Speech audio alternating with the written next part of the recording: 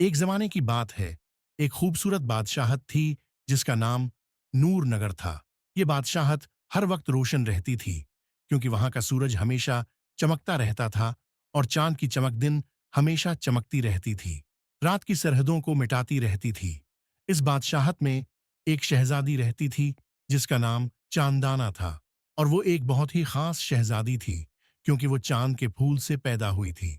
चांदाना एक खूबसूरत, ज़हीन और मेहरबान लड़की थी, लेकिन उसकी सबसे खास बात यह थी कि वो सिर्फ चांदनी में खुलती थी। जब चांद आसमान पर अपनी रोशनी बिखेरता, चांदाना का दिल खुशी से धड़कता और उसकी जल्द पर एक चमक आ जाती। दिन के वक्त वो मामूल की तरह थी, लेकिन रात होते ही उसकी हकीकत और जलाल जाहिर हो जाते।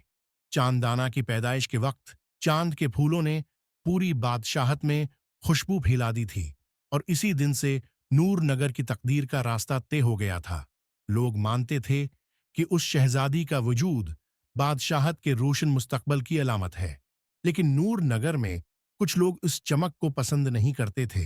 इनमें से एक थी हारमूसा नाम की एक जादूगरनी जो हमेशा रातों में अपनी सियाह जादू से चांद की रोशनी को मांद करने की कोशिश करती रहती थी।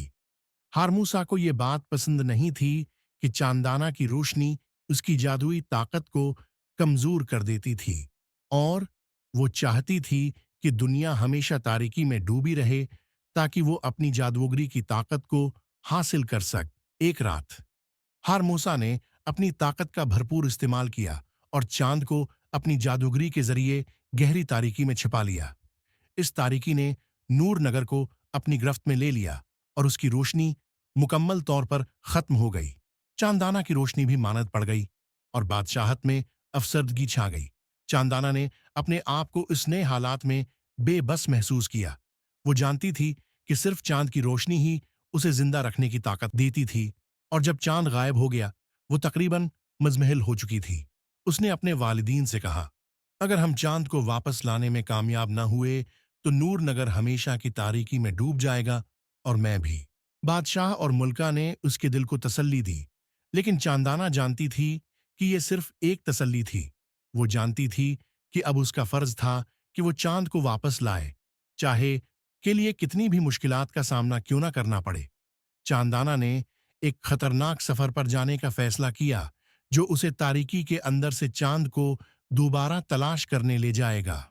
इस सफर का आगाज रात के सन्नाटे में हुआ। उसके साथ सिर्फ एक छोटी सी बत्ती थी जो चांद की चमक से चमकती थी और उसका सफर इस चमक की रोशनी में जारी था। चांदाना ने सफर के दौरान बेशुमार मुश्किलात का सामना किया। उसने तारीक जंगलात, खौफनाक पहाड़ और जादूगरनियों के जालों को पार किया। एक दिन वो एक ऐसी झील के किनारे पहुंची जो मुकम्मल तौर पर सियाह थी और जिसमें चांद का अक्स भी गुम हो चुका था। वो झील में गोता लगाने की तैयारी कर रही थी कि अचानक झील की गहराई से एक कदीम आवाज आई। क्या तुम चांद को दोबारा हासिल करना चाहती हो? चांदाना ने कहा। हाँ, मैं चांद की रोशनी को वापस लाना चाहती हूँ ताकि मेरी दुनिया दोबारा रोशन हो जाए। आवाज ने कहा। तो फिर तुम्हें अपनी रूह की सच्चाई को आजमाइश में डालना होगा। तुम्हें अपनी अंदर के खौफ से लड़ना होगा और तुम्हारी मोहब्बत और हिम्मत ही तुम्हें चांद तक पहुंचा सकती है।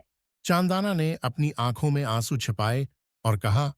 मैं तैयार हूँ। इसके बाद झील की सतह पर एक रोशनी चमकी और एक जादुई रास्ता दिखाई दिया जो चांद के महल तक पहुंचता था। चांदाना ने इस रास्ते पर कदम रखा और आखिरकार वो चांद के करीब पहुंची जो अब एक जादुई कैद में था। चांद ने चांदाना को देखते हुए कहा। तुमने यहाँ तक पहुँचने के लिए जो सफ़र किया है, वो तुम्हारी क़ुव्वत इरादी और मोहब्बत का इकास है। अब तुम्हारी रोशनी दोबारा दुनिया में वापस आएगी। चांदाना ने चांद के फूलों को अपने हाथों में उठाया और अपनी मोहब्बत और इज़्म से उसकी रोशनी को आज़ाद किया।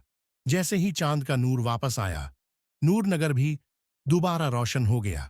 हारमूसा की जादूगरी का असर खत्म हो गया और वो शिकस्त खाकर भाग गई।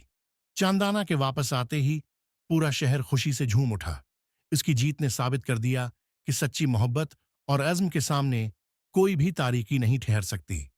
चांदाना ने अपने बादशाहत की हुक्मरानी संभाली और उसने हमेशा के लिए चांद की रोशनी को बचाने के अहद किया ताकि नूरनगर कभी भी तारीकी में न डूबे।